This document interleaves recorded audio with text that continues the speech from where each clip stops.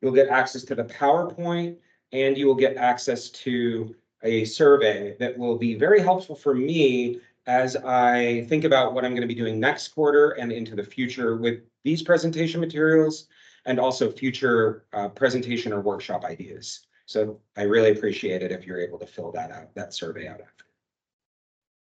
So what is this workshop? This is an SCC library workshop for students and employees. This is a workshop designed to introduce concepts and conversations. And this is another step in that digital literacy journey. So if you've already been to the other workshops I've done or those presentations, you know this. I'm really a firm believer that we're not going to learn everything overnight.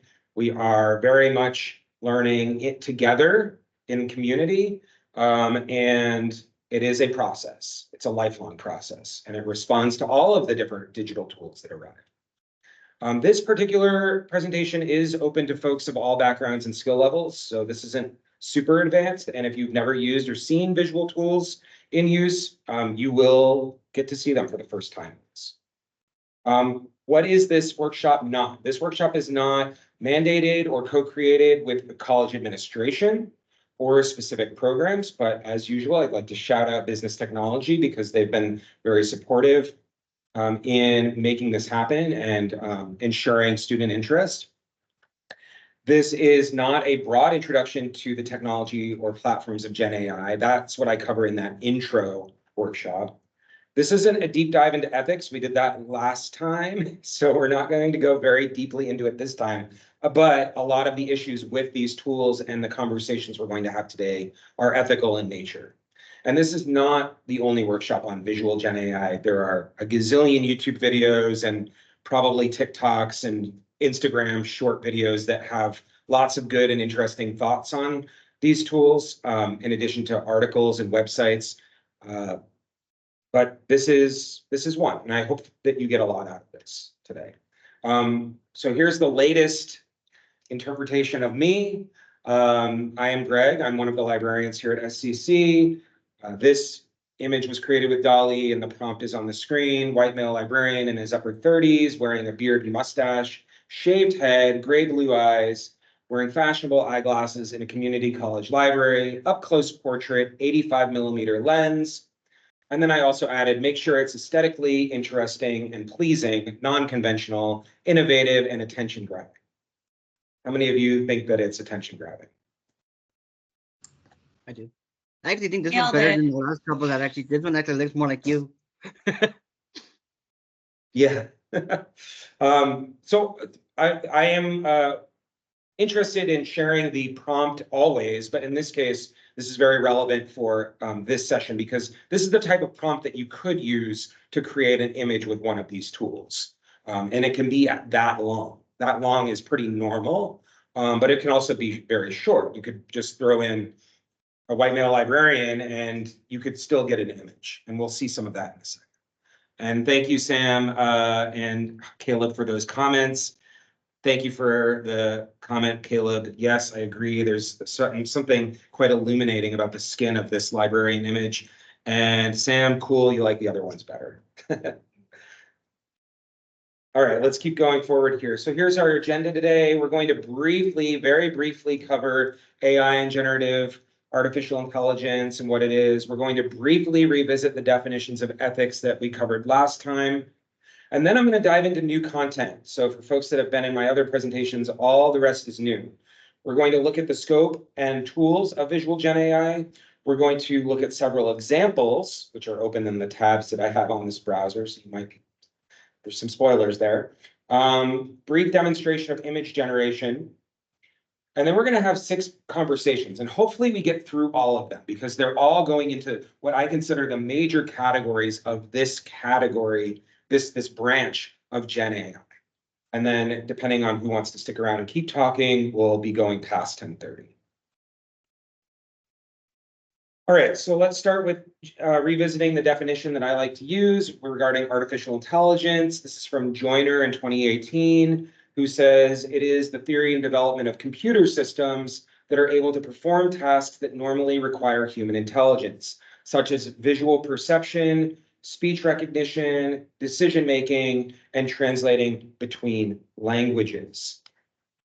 Generative AI, we remember from the intro session this quarter, it's one small type of AI.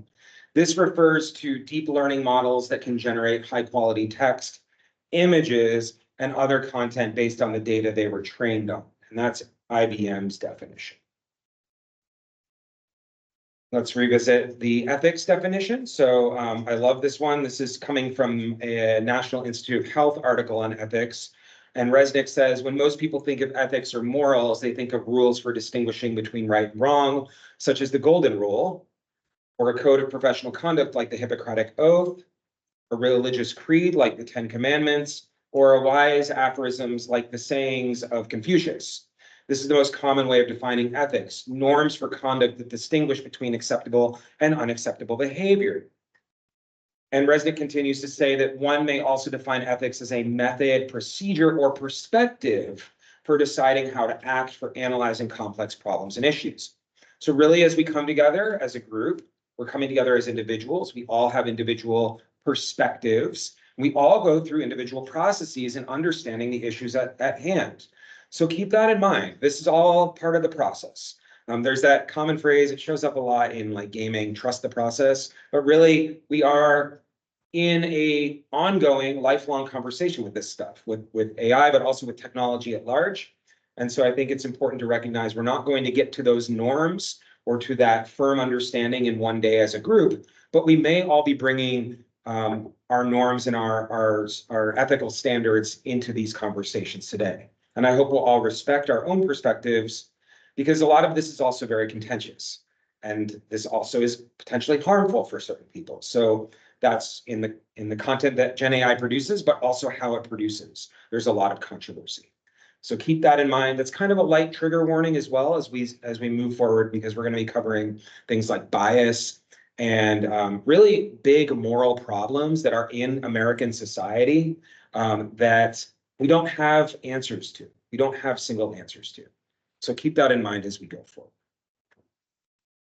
All right, so let's talk a little bit about visual generation. So we think of GenAI generating things. Visual content can be broken down, and this is a variety of the ways it can be broken down.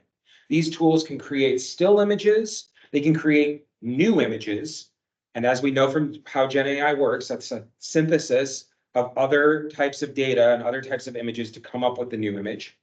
And then also GenAI can edit content. So some tools you can upload your selfie and it can edit it, or it can take a photograph and extend the periphery of the photograph to add additional content. So it can work with previously created images.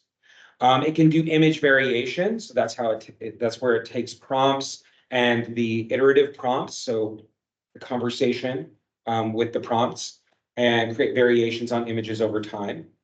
It can also create image sequences. So there's some fun, they've gone viral over and over again on Reddit and other social media, but there's some fun sequences where someone starts with a single type of image and then asks the platform, DALL-E and ChatGPT, to make it more of something. So to make it more intense, or to make it more American, or to make it more violent. And you end up getting these absurd levels of increased content over the course of different images. So it can do that. We're now seeing more and more sophisticatedly short video creation, and I'll highlight Sora in a moment here, but it can create short videos. There are also really interesting video projects. So we're going to look at one called Nothing Forever in a few minutes, which is a pretty famous one. So it can work on things that exist over time or in larger scale. These tools are getting more and more used to create textures and assets in film and game design. It can create charts and graphs. And those are some of the categories that I came up with that I know off of the top of my head. Does anyone else have any examples of visual content that you've seen out there in the world that GenAI has created? Feel free to unmute if you have any other examples to share. One thing I can think of is kind of like your anime type pictures and stuff. Mm-hmm. Yeah, anime or animated like short animations. Any other things that folks have seen? I don't know if this applies, but I've seen the combination of integrating tools like Blender with asset generation. So folks are leveraging those two tools together. That's a great example. Yeah. Someone else have something? I've just seen it used for covers of textbooks. Yeah, the use of these types of content is also interesting, and that is a rabbit hole. We'll go down into some of the examples in a minute, but yeah. We're gonna cover deepfakes, but that's a great example too, Melinda. Yeah. Yeah, that's a really wild one. So some of you said you've never used any of these tools before. It's a big slide, and I'm gonna go through it really quickly. But as I mentioned earlier today, DALL-E is considered one of the most popular still image generating tools. DALL-E 1, the first one, came out way back in 2021. Yes, that was a long time ago. In the progression of these tools. And then the DALL-E 2, the second version, which was improved, came out in 2022. Midjourney, the free version, when it first arrived, was 2022 as well.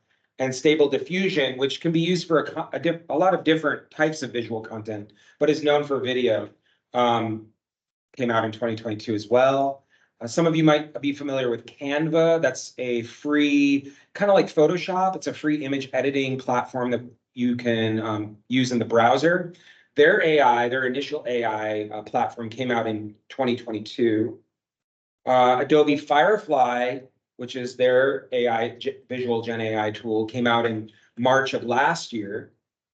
Bing Chat's image creator, now Bing Chat is called Copilot, Microsoft Copilot. That came out about a year ago, which feels like forever ago to me. Photoshop, Adobe's Photoshop AI tools, which are built into Adobe Photoshop, came out just a few months ago, back in September. And DALL-E 3, which is what I used to create all the images in this presentation, came out just in October of last year. Facebook and Meta, so WhatsApp and Instagram, started experimenting with emojis last year. GenAI created emojis.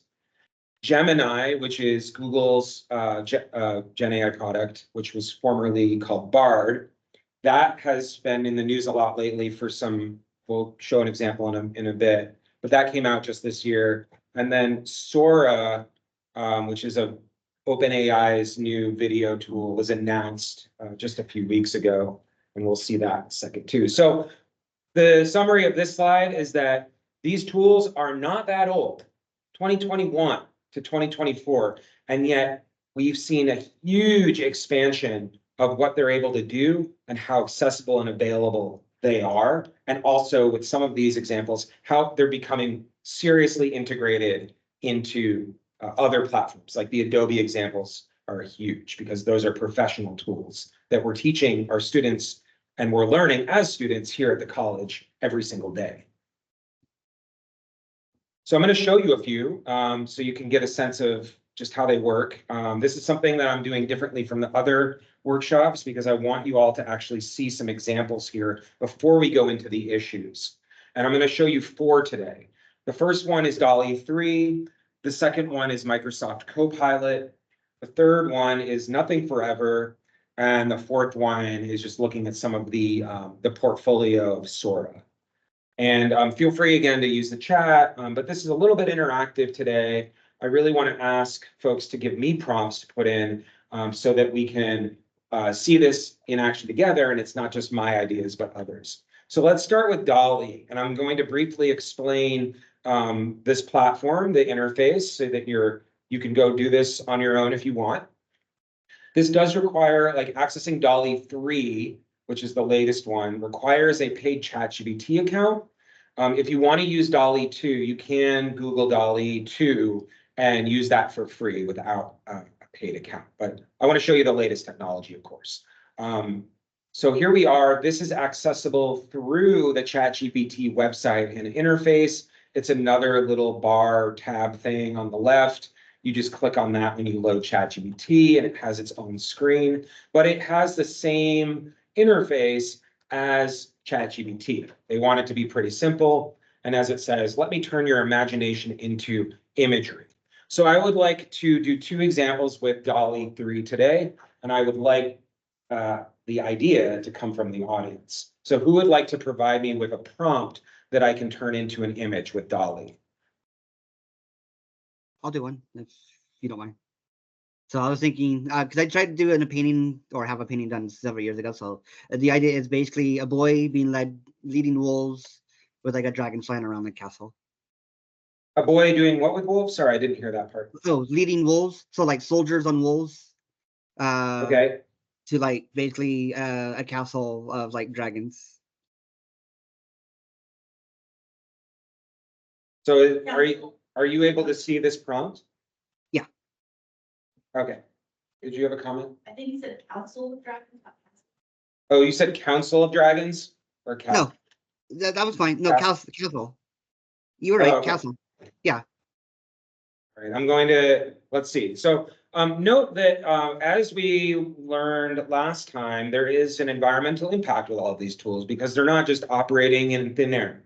They're using resources. So not only are they running intense algorithms to process a gazillion data sources, but when it comes to the visual tools especially, they're also using processors, GPUs, to create the content. And so keep that in mind. It takes time because it's a computer that's running these processes. So here are the images depicting the scene you described. And what do you think? I think that's pretty. Honestly, that's actually closer to what I had in mind versus the painting that got done. That's cool. Note that, they're not there's still going to be some inaccuracies and issues, like this boy seems to not be riding a wolf, but a horse. There is a wolf kind of in there. I don't know. So there's a little bit of strangeness sometimes with the generation, but yes, that is one example. Now I want to show the iterative nature. Can someone else provide something they'd like to modify or how to change this idea to be slightly different? Make it more photorealistic or make it photorealistic. So I'm just going to say, make the scene, you could say make it to make the scene photorealistic. And so here is just the example of we're in a conversation with DALL-E and we're asking it to understand what we said initially. We have our original prompt and we're providing it with a more specific request with our second prompt. And I'm seeing in the chat while it's doing that, images of community college students. That's interesting, Sam. And Kanzada said it looks awesome. And Caleb said it's a very European style fantasy image. What if we prompt a different cultural setting? Let's do that too. I'll throw that in there as well. So it looks a little bit more photorealistic in these ones. Like it's still kind of CGI, but I guess you can. What do you think, Melinda? It was your idea, so. It's still, I mean, it still kind of has that cartoony feel to me, as you said, I think the characters more lifelike. Yeah. You can experiment with lots of things and you might get success and you might not. So keep that in mind. There's going to be limitations with how some of these tools generate their work. I see that, yes, Sam, CGI is computer generated image. Thank you. Good reminder to clarify acronyms. Caleb, what cultural setting would you like me to update this to so it's no longer in the European style fantasy? That's a good question. I don't know, and I'm also a little worried that if we pick one, it's gonna give something that's maybe a little tone deaf. But I don't know. Maybe try Japanese cultural style.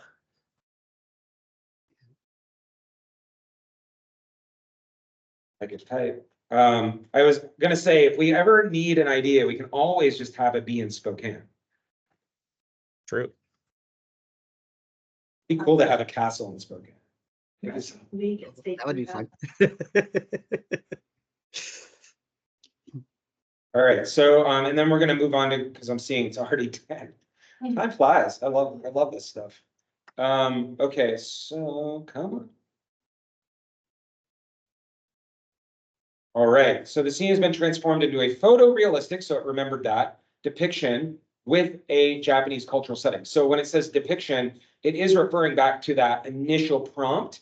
And then for Caleb's idea of the Japanese cultural setting, we have what looks like Japan.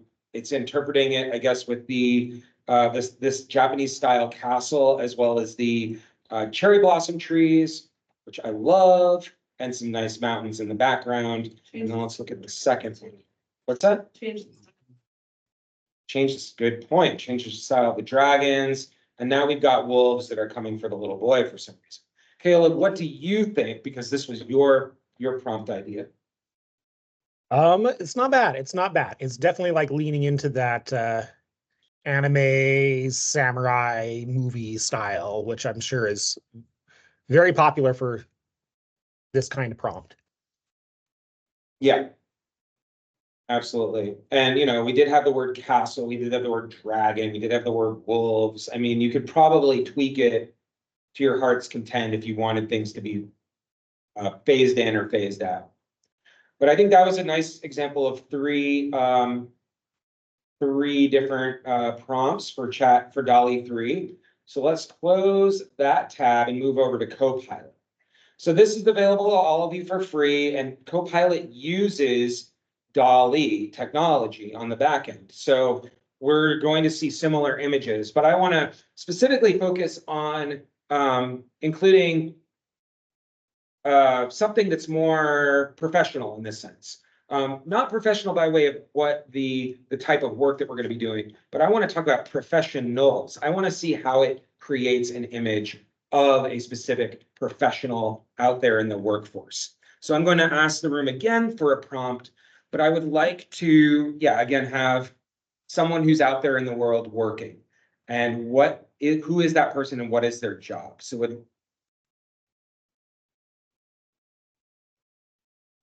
So maybe a painter.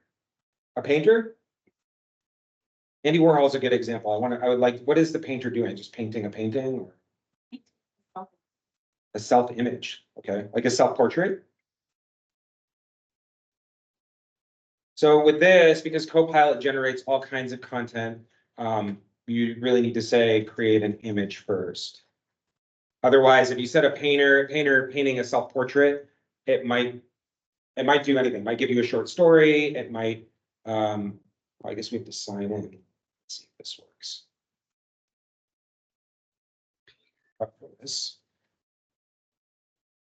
And I'm seeing, let's try Sam's idea in a second. Oh, no. Did you put Bigfoot? No, it's not. It won't work with that. I think I can use my personal account here.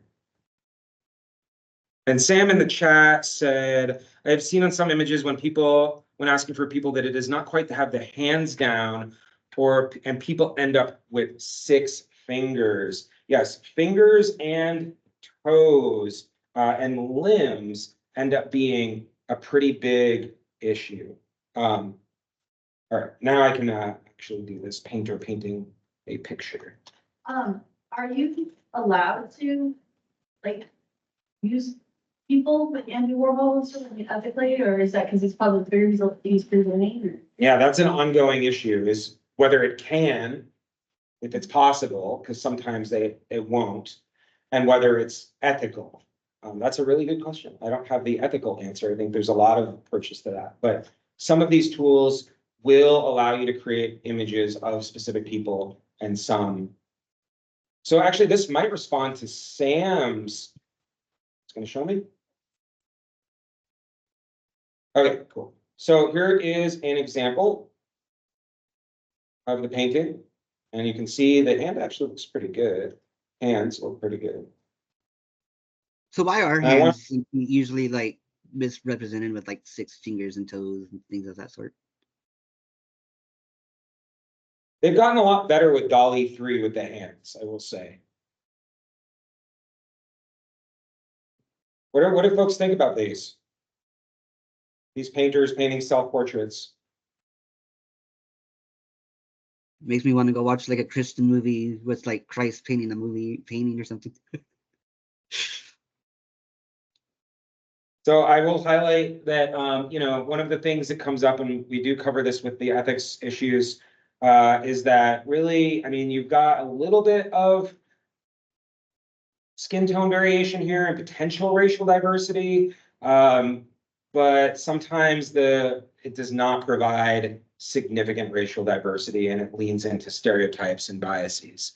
I see Melanie has a geologist, so maybe we can combine geologist and sorry, Sam, that was April's idea.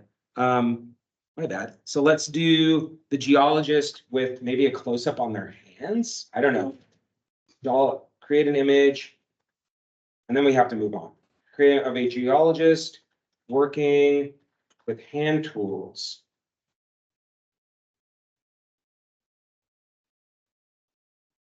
Sam, did you have an idea as well? Sorry, I'm trying to make sure I get the.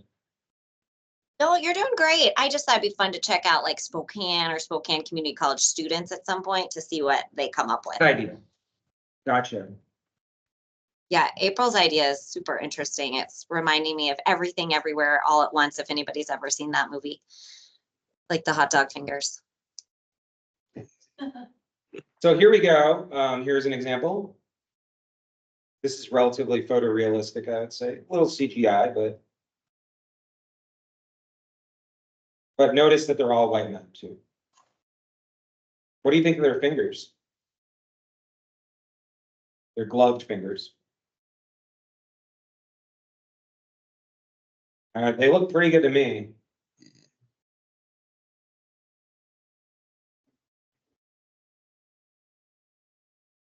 No thoughts? I think like the hand that is up on the one that's always up on the right-hand side. Yeah. Always seems to be larger than the other hand. So maybe some perspective issues. What do you think of this magnifying glass with the with the hammer tool, chisel tool in it? That doesn't seem effective to me. So that's a good example of a little bit of weirdness with some of these AI tools. Might generate a little bit of, what's that? Maybe, yeah. It's made out of Gorilla Glass or something. All right, and then let's do an image just for Sam's benefit here and our benefit. An image of Spokane Community College students. And let's see what happens. And then we really have to move forward. Yeah, Kanzada, tools are incorrect. That's a good comment. So you guys mentioned that, I didn't even notice the tools.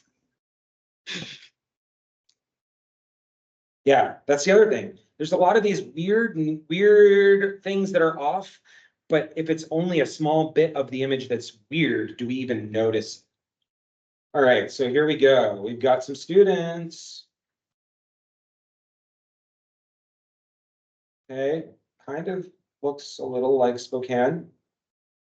And the students are pretty diverse as well, so that's better than just having one demographic represented, like with our geologist example.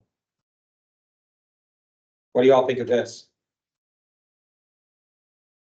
That's interesting. What's interesting is, Spokane Community College students are varied ages, and this looks very young. Most of the images in there, young students. Really That's good. kind of interesting. Yes, Maybe you can modify add old white women. you can, yes. Just So in the classroom right now. you can do iterative prompting with images, and you could have it become more diverse in certain ways or in a different position, different location. There's an infinite number of additional ways you can update these images in the prompt. Yeah, it's good to notice what it creates by default when you don't ask it for them. They look almost like book created and not like real picture. Like I would use it, I would see it, like I've got some books where like you have the images of like families, but they're not like real families. And so it kind of makes me think of like those like fictional type books and not like a raw, like I wouldn't think that was actually SEC. I see. Does anyone, so I have this like I can't get this bar out of the way here. Let's see. Does anyone know what the shortcut is for changing tabs in Chrome? That. Control tab, maybe? Control tab, okay. All right, now we're going to take a look at Nothing Forever. Has anyone heard of this one? No. So Nothing Forever is an American interactive, procedurally generated animated sitcom broadcast as a live stream on Twitch. It's created by American Digital Art Collective Mismatch Media, led by developers Skylar Hartle and Brian Haversberger. Originally started as a direct parody of the American sitcom Seinfeld, et cetera, et cetera, et cetera. So I think this is really fascinating. This has been running for a very long time. And can you hear the audio? What's online? Yes? No? There's I can't no, see no sound. Yeah, no sound. that. Of another world, How a about now? potential escape from your mundane existence? Each knob turned, every hinge creaked open, and So I'm just gonna let you watch this for about a minute and a half. Imagine, if you will, your hand reaches for the familiar cold metal of the doorknob, but what if what was once solid and sturdy feels different? The weight is gone, replaced by an unnatural softness under your fingertips. A horrifying realization hits you, you're grasping upon shadows. The door isn't a door anymore. It's merely the illusion of one. Is it your frenzied mind creating phantoms, or has reality betrayed you? You push through with trepidation, plunging into darkness knowing there is no return. Have you chosen this, or has choice chosen you? The nature of doors had always been to lead somewhere else, but never nowhere. Your friend, Leo Borges. So this video is running nonstop, and it's all generated using AI. And it's not only the video, and if you watch it, there's going to be other characters like Seinfeld. It's like a sitcom, and then all of the text and the dialogue I once read that doors are portals into other dimensions. is also automatically generated. So it's all unique all the time, and then there's patterns and stuff. And then there are people that are watching it Oh, on great. Twitch. Just because I can barely handle this one reality doesn't mean I need more than one to worry about. And it's kind of a little bit of commentary on this technology as well. So that's Nothing Forever, and you can go watch that forever if you want. And then and I'm just looking in Kanzeta, Twitch is a live stream platform. A lot of it is used by gamers and the gaming community. It's kind of like watching like YouTube live streams. And then here is the final one I'm going to show you today, which is Sora. This is all about creating videos. This is OpenAI's newest platform. And we can't actually generate the images right now because it hasn't been released yet. But here are some examples. So here is a GenAI created video. The prompt is on the screen. Stylish woman walks down Tokyo street filled with warm glowing neon animated city signage. She wears a black leather jacket and so on. The rest, but you can really see that it looks pretty good in terms of its realism. If you look closely, you will start to see some weirdness with her legs. And there's some other strange features, but like compared to where we were before this came out, this is incredible. And a lot of people are worried about issues of authenticity and where this type of video technology will take us. No, it just got announced a couple weeks ago. It'll be out for the public soon enough. Here's woolly mammoths. It's all Gen AI. This was not done manually. It's all referencing other works, but it's all created.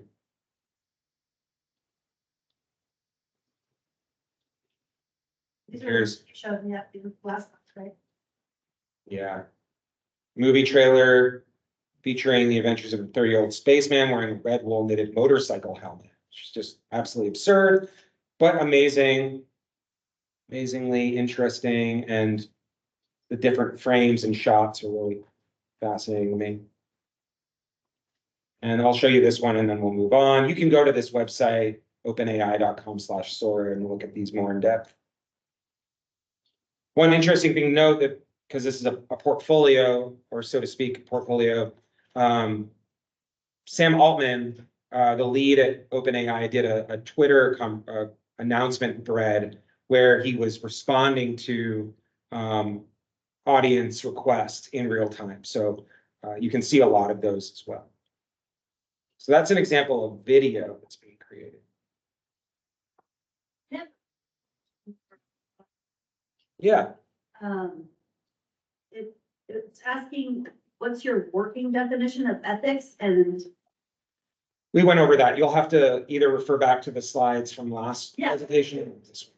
But yeah, it really goes back to the norms and the values, moral values of yourself and of the community. So let's dive into some of these questions. But before we do that, or these conversations on different problems, different issues, but what do folks think so far? You've seen a few examples of these visual tools. Does anyone have any initial thoughts after you've seen some of the examples? I definitely like the videos. Like the videos definitely looks way more realistic, whereas a lot of the like still images and stuff, you can definitely tell they're a little bit more like high graphic CGI type, like not at all really that realistic. Yeah, absolutely. Some get pretty realistic, but yeah, it still has that, still a little bit off, still a little bit, feels a little bit fictionalized. Other thoughts?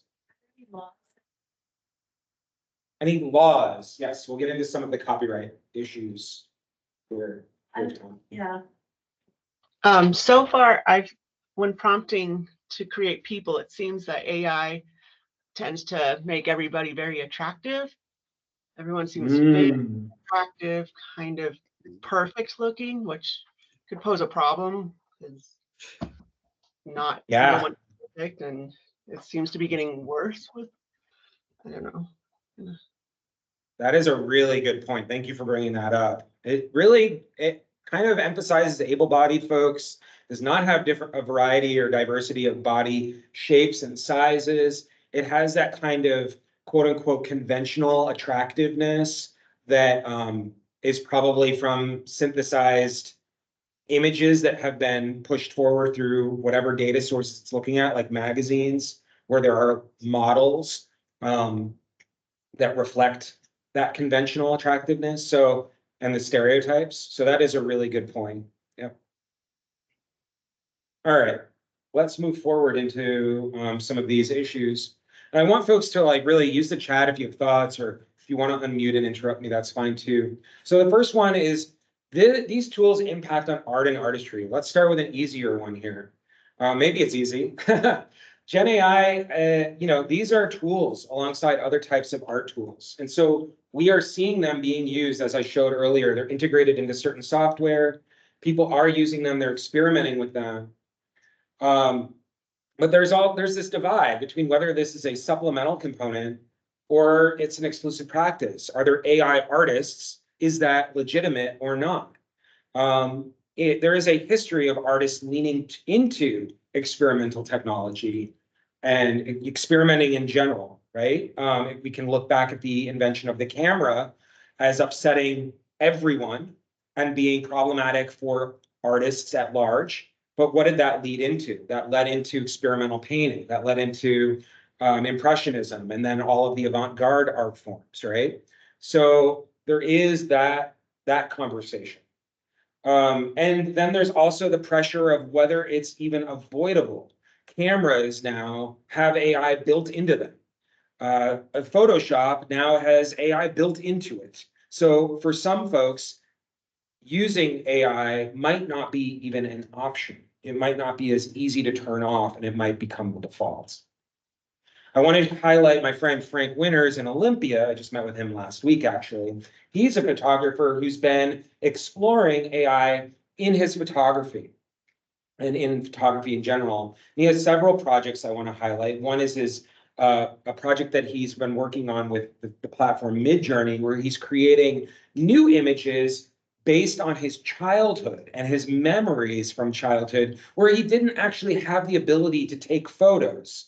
And he has a long series of these images that he's been creating to reflect and build a visual world that only he has in his brain. Is he able to input data from actual? It's all text prompts. It's all text prompts. South Puget Sound Community College had a community postcard project. He created images to submit to that using Midjourney. And he's also been editing self-portraits in Midjourney. So here's an example from his childhood memories project. Male child in Queens, New York, backyard, standing next to garage wearing jeans, disinterested mother looking on wearing an apron. I think she's actually in the image, but it might have been cropped from this one, unfortunately.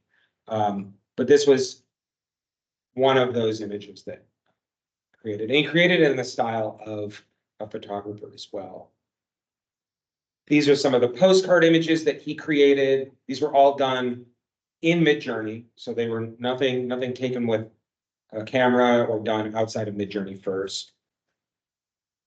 And here's an example of him just editing an image. He's in front of a picture of John Coltrane, and his image is reflected in the glass. He used Midjourney to clean it up a little bit and provide some nice lighting and contrast. So does anyone have any thoughts on this example and just how it might impact art and artistry? I was very blown away by your friend's talent. These pictures are amazing. But also, he seems to be using this tool in another level. Like he's being able to integrate and use it more like I call it like an alien calculator in a way. So yeah, I think it's a really good example of integration of human intelligence and what these algorithms can bring. Mm-hmm. That is a good point. You know, like if you're just being born today and these tools become ubiquitous versus and you don't really have the chance to start somewhere else and bring them in, versus someone who has a lifetime of photography behind him and visual art behind him and formal training behind him. And then this is just another tool in the tool belt, essentially. And he finds it really fun. Not perfect, of course. He usually complains about how it doesn't get him what he wants, but it's all part of the process. So, okay, Melanie, I want to make sure I address your comment. His images make me wonder about his prompting process level, detail in prompting, number of iterations, etc. Yeah, well, I don't have his the iteration process, but I know that he spends a lot of his free time in there exploring. It takes time. It's not automatic or immediate. He's very intentional about what he does. Let's move on to the next impact here. So this is a huge one, intellectual property. So when we're thinking about the database and the data sets behind the language model that's being used to create these visual productions, what are the sources that are being crawled? What's included in the data sets? Those questions don't have immediate answers for most of these products because these companies are not sharing all of that information. However, there have been issues with artists who are seeing their work as referenceable. So you could say, I could say, hey, create a photograph in the style of Greg Bem and his photography. This is a fictional example. I don't have photography out there for it to reference, but there are some artists that are acclaimed who have been able to do that, and it's actually been able to reference their work. And they never gave consent. They never gave permission for these tools to have access to this source material. And so there are copyright violations that have been committed. And with that are legal cases that are coming up and artists who are fighting to make sure they have control over their art. But there are legal gray areas around this. And we're seeing that the automation and the automated theft of these images is not something that can be just easily responded to through the court system. And so there's a lot of examples, and they're all being dealt with separately or in conjunction, artists working together to get their work protected in new ways.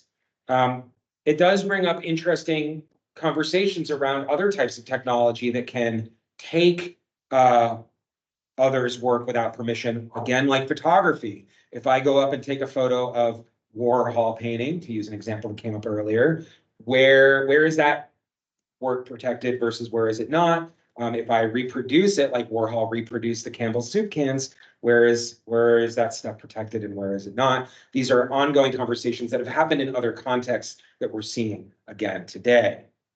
Keisha says, has watermarks, et cetera, to strongly note, is AI generated, been discussed in the legal system? I'm not sure about the legal system, but some of these tools are adding watermarks. So that is a good point, to say that they are AI generated. I don't know if that's in response to the copyright issue or the issue of authenticity or both. Yeah, it's kind of what I was thinking, that like that might help. Like if we have things in place to help denote that this is AI generated, or that the source material wasn't, that can help those sites, and kind of find ways that they can't be removed by AI. So that way they're permanently there. And so we can always say, this is original art. This was created by me as an original art using AI, things of that sort. Yeah, it's a good point. Very good question and conversation to see if that emerges.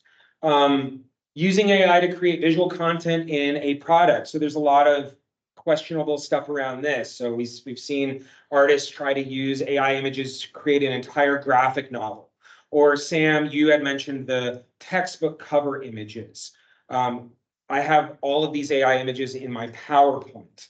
How do these things lead to being protected as new intellectual property or not? There's some really good cases out there that you can look into. I linked to a Reuters article on Jason M. Allen's Theater d'Opera Spatial, which is a acclaimed, award-winning generative AI image. And it is not covered under intellectual property law. It lost in a case, and you can read more about that through that Reuters article. But yeah, consider the camera invention in 1816 and photography opening up painters to new genres and forms, but also photography wasn't really accepted when it first came out. There was a lot of reservation around whether it was art or what it was. Like, we didn't really know, and it took a long time. And even today, with selfies and TikToks and all that, we don't really even have a full grasp on that technology as it's evolved over the years. How do you go about channels that feed into the AI for the copyright thing? I know there's those blanketed things that in the law book for business law, they're talking about for music. Yeah. How the organizations make contracts with the copyright holders, and then so there's like 3 of them for that one, Yeah. How would you even go into? You have millions, if you have millions of people who have contributed their material to data sets, let's say they did it with consent. Are they all going to get royalties when I create an image that references their work? I mean,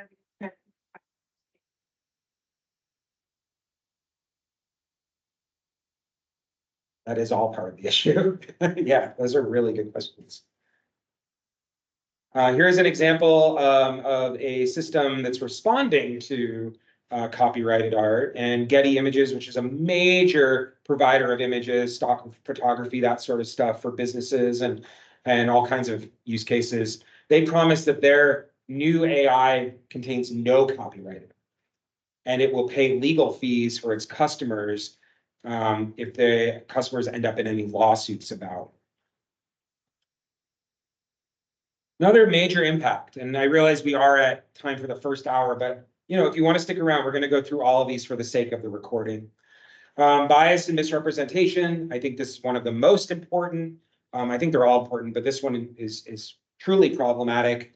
We've talked about the bias in data sets before. Those continue to impact visual sources. These visual images that are in the source material, they actually get tagged and described by real people. And those real people that are adding tags, like saying, this is a picture of a bear, this is a picture of a college student, those tags may be inherently propelling those old biases into the new data, the new images that are being used to generate the GenAI images. So where are there biases in the AI labor force?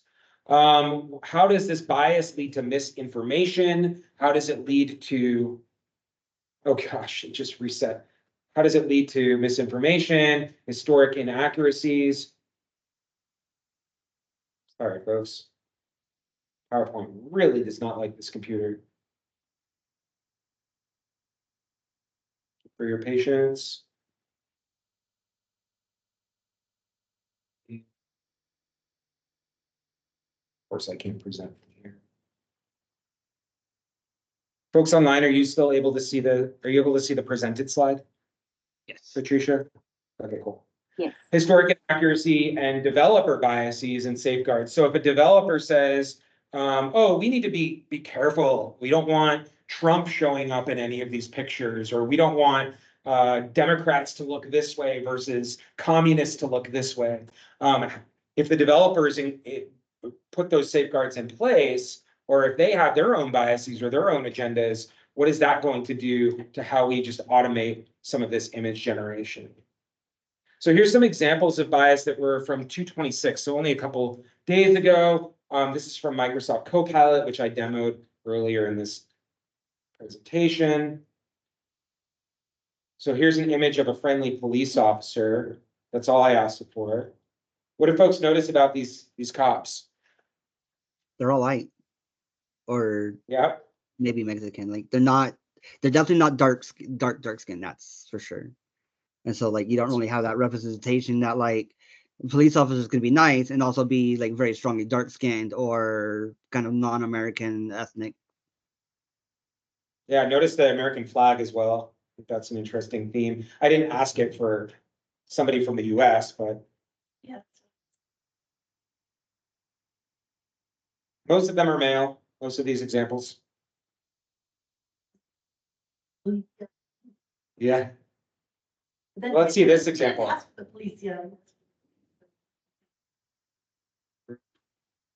This is an image of a marriage at a local church. Any comments on this one?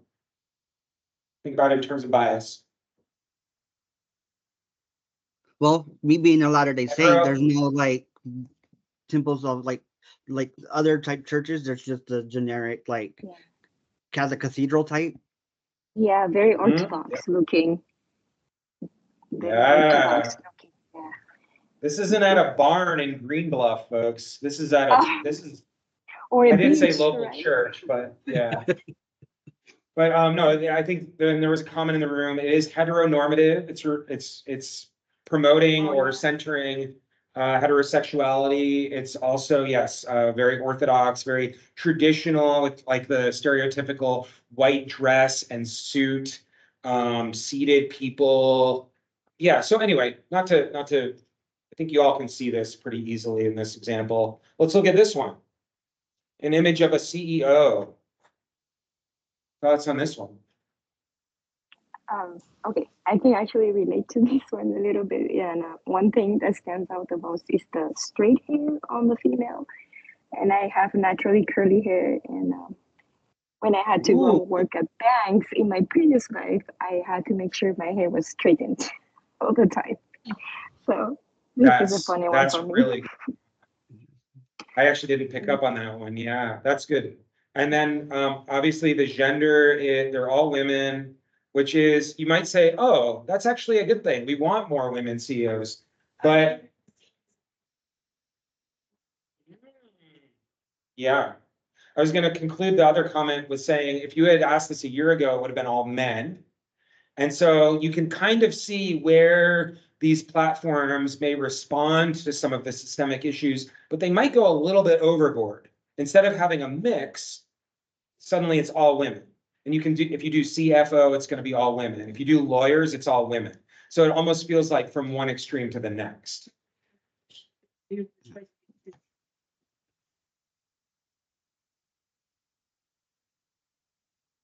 Okay, this I can't believe that they have not responded to this one. This is a year going. So a picture of an inmate at a parole hearing. And we have a black man and white folks, white men around him. So this is something that I've used since I started addressing bias in these image generators, and it's really sad. It's really unfortunate that they're leaning into racial stereotypes in this way, and they haven't responded to it. But I'm gonna keep checking, keep complaining, keep shouting about this. Here's another example, and this one came up in the news a lot last week. Diverse Nazis in Gemini. So you can read all about this. There's lots of articles about it. And this goes into that historic inaccuracy piece. So Gemini, which is no longer generating images because there is so much controversy around this issue, was just a week ago generating images, and it was fulfilling the request. The developers were like, we need to encourage diverse images in our image generation. But where does that get a little bit problematic with historic inaccuracy and misinformation? So here we have, it's not to say that there might have never have been a black man or an Asian woman or a white woman in the SS or in Nazi Germany. However, when you start having it do these types of things automatically with no issue, there may be problems. There was a really big, another example that you can see in that Verge article where it asked for women, I think it was women, female senators in like 1815 US. And that wasn't a thing. Women couldn't be senators then. Women didn't even have the right to vote. And it was still able to provide an answer to that request. They're gonna use it. Mhm. It doesn't have to be historically accurate. It's like that one thing, they only generated women as the CEOs. It's kind of like they're trying to push you to using a woman as, and if you have a specific task that you want something, you should be able to use it. But the Gemini ones, they do look more realistic, kind of like the Sora ones, so maybe they're also backing off from those ones so that people know that it's not a real one. Yeah, that's a really good point. Maybe they wanted to say, hey, I need an image of what this could have looked like in my science fiction novel or alternate reality, alternative historical novel, that kind of thing. Any other thoughts on this, all of these issues?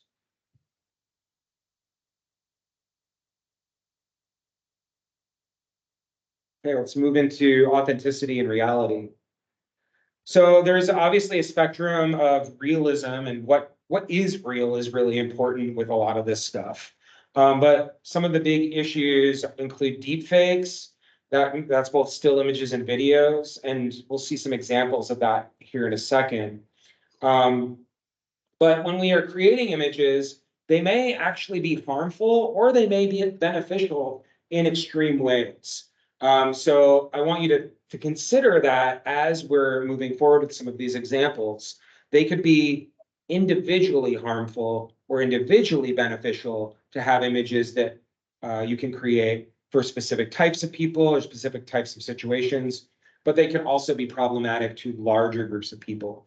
And these images, we might not think of them as anything more than fun as we're just playing around with the prompt engines, but as they start to take over and be used more often by larger groups of people, there may be social consequences. And using some of these images, whether they're attempting to showcase reality, or they're simply prolific examples of images and aren't connected to specific individuals or fictionalizing a real situation, they can still be used politically or they can be weaponized. So we're going to take a look at a couple of examples here. This was from last year, March 2023. We saw these images go viral of the Pope in a puffer jacket. Kind of funny, but you know, for people that are religious or Catholic, there might be some offense there. Or what does the Pope think about this? You know. Another example, this one went viral as well, the Trump arrest. Does anyone remember that? So like back when these were published, you know, people might have seen them. They might not have ever heard of GenAI. They might not have known. They might have thought there was just a filter on this image to make it look a little bit more cartoony.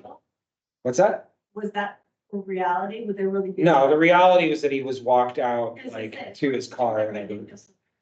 But this made it seem like there was violence and people responded emotionally.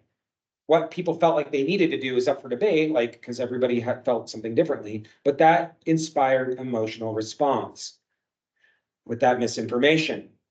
And then another example, which was very recent, Taylor Swift, and you can't find these images easily, if at all, anymore, but there were a lot of hypersexualized images of Taylor Swift that were deepfakes going around, and they were incredibly problematic.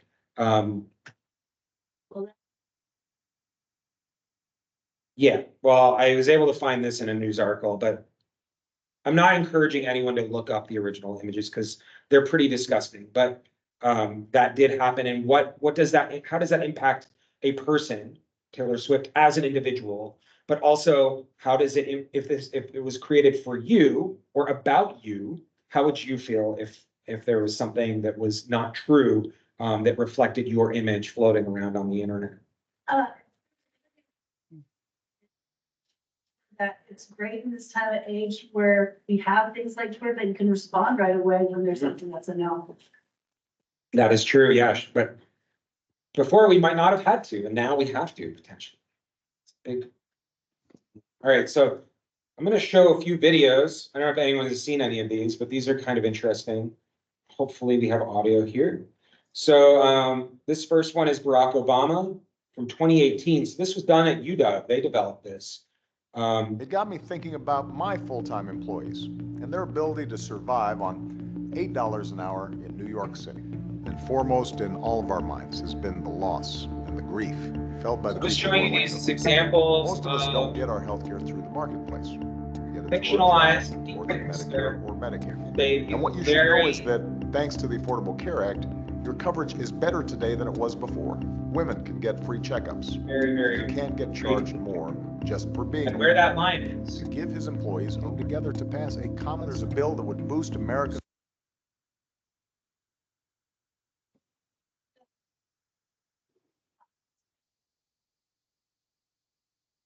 They trained the video platform based on all of his other videos. And they mapped his face. And they were able to create new videos using that mapping and the data, the source material from the audio and the visual. Here's another one. Tom Cruise. Has anyone seen this one? That's why. Oh. It's a little embarrassing, you know, it reminds me, I was once in Russia, I ran into Gorbachev. He said, you know, Mr. Movie Star, are you nervous? I said, no, Mr. Gorbachev, I'm not nervous. He goes, well, remember how much a polar bear weighs. I said, polar bear? He said, enough to break the ice. Okay. That's completely deep fake. That is, none of that is real. You don't think it sounds like him? Not really, and then when you just out for a second. And online? Okay, here's a funny one. Arnold Schwarzenegger. He's a very rare diamond. Jack, I want you to draw me like one of your French girls. Wearing this. All right. Wearing only this. The last thing I need is another picture of me looking like a porcelain doll. So sometimes these things can be used highly creatively with no intention for harm. And there can be a benefit to the creator, right? It can expand our idea of creativity. They're not all harmful. They're not all going to be disgusting, grotesque. The misinformation might not be as problematic because in this case, it's kind of like we know that the artist is trying to do a parody. But when we have videos like this Tom Cruise video, like the mannerisms looked really familiar. Maybe it was off a little bit, but when I first saw it, I was like, wow, this looks legitimately real. Like this could have been just a random Tom Cruise phone video. Or the Barack Obama. These are just the sources that we're reporting. But you can click on the links to see the creators. Yeah. Okay, we have only about 12 minutes left, so I want to make sure we get through the last bit of this. I think it's important to recognize the impact on the workforce and work. We've talked a little bit about this, but you know, when we're using these visual tools, and I'm guilty of this with this PowerPoint. I could have created my own images or browsed through stock images and tried to choose the right image for this slide. But all I had to do was type in a prompt about the work and workforce, and it created an image representing that in an age of AI, and it created it in 5 seconds. So it has been saving myself time, and it could easily be saving other members of this organization or students time as well as they're creating material. And if they are doing that, it might offer room for quote unquote smarter work, removing that manual labor, that grunt labor. But for me, I've created a gazillion PowerPoints before. So I know kind of what I'm looking for, what I'm going after. It also removes some of that grunt work is the learning of that grunt work, if we're just automating it. When you did the speech with Obama, I kind of thought it's like, well, the speechwriter could just pretty much generate it into the thing, and then he doesn't even have to be bothered for another speech. They could just post it on. That's an interesting connection. It's like you can just take out even the president's job. That's a good, yeah. And yeah, so if certain jobs are removed and we're moving into this era of quote unquote smarter work with visual jobs, what becomes the lowest level? Like what becomes entry level or the grunt labor of tomorrow? We're seeing that a lot in certain industries like lighting and visual effects, and even just editing, like editing images, because so much of it is automated now with the tools in Adobe, et cetera, that some of these tasks are changing. But if learning is going away, where are people going to be learning? But then also, where is our creative control going? If we're relying on these automated tools, maybe we don't have as much control because we're leaning into the prompts rather than being able to actually do some of the more technical work. So here's some examples of where this shows up. Canva, I mentioned, has AI now. It's called Magic Design. And so you can actually have it create templates for you just by entering a prompt. Polycam is a tool that can be used to generate textures in virtual environments. Mod VFX creates visual effects automated. And these are jobs that were in Hollywood. These are jobs that were done with game designers and graphic designers. These are jobs that have previously been done by instructors using Canva, and they're all being changed. Yeah, I keep hearing interviews with actors that like, you can edit that part out, you know, or something. Mm-hmm. Like, Yeah.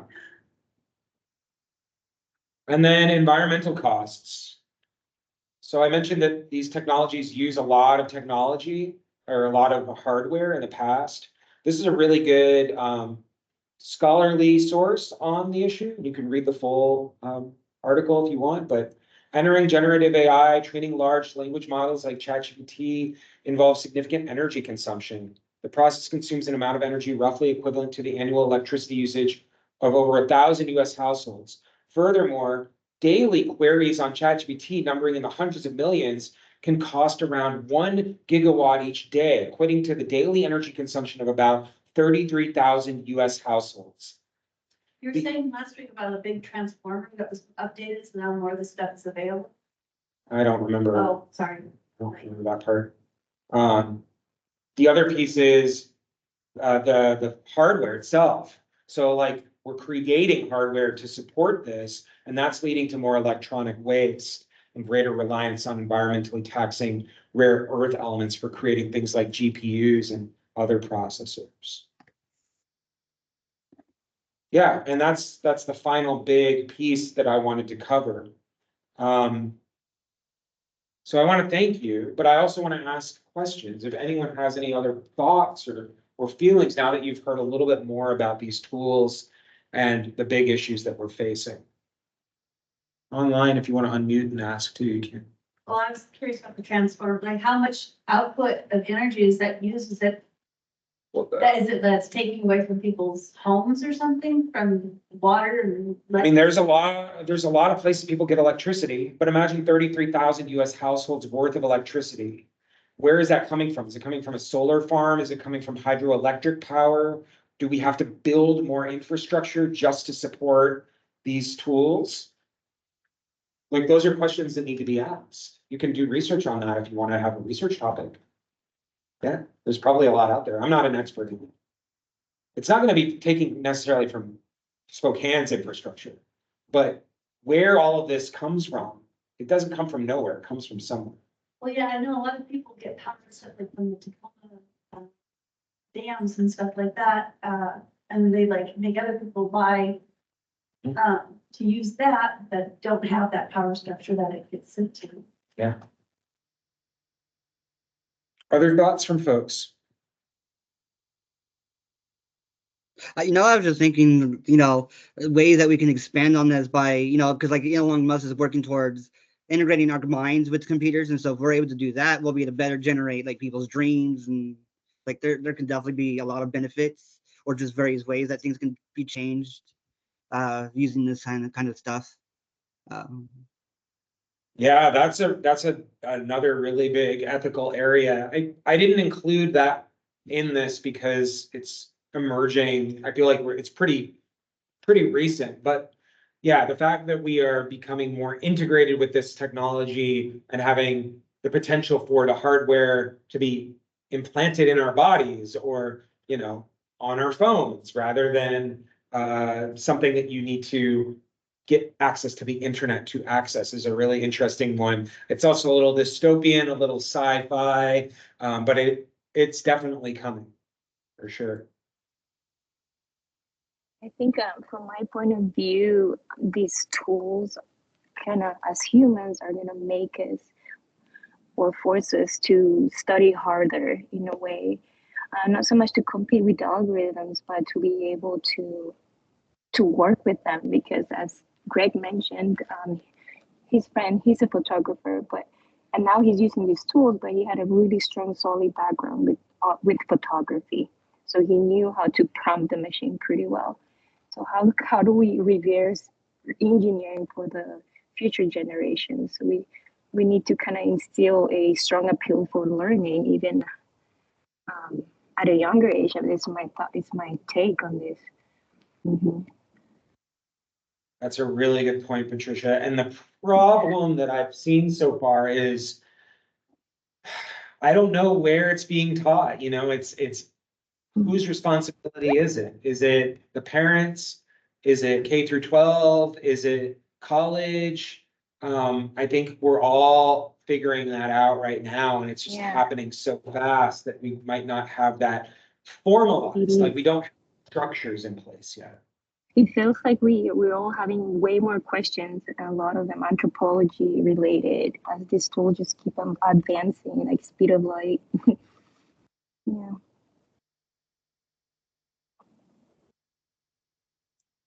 Okay, well, I want to thank you all for joining. Again, you will be emailed the presentation materials if you want to review them. They have all those links. This time I put a lot of links in, so that's changed from the last workshop PowerPoints if you want to learn more. Do fill out the survey if you can. It's only a couple questions. It'll really help with how I take this stuff forward next quarter. And if you ever want to talk about any of this stuff, you know where to find me. I'm in the library here at SCC. I'm happy to talk about it further. Right. Thank you, everyone. Thank you, Greg.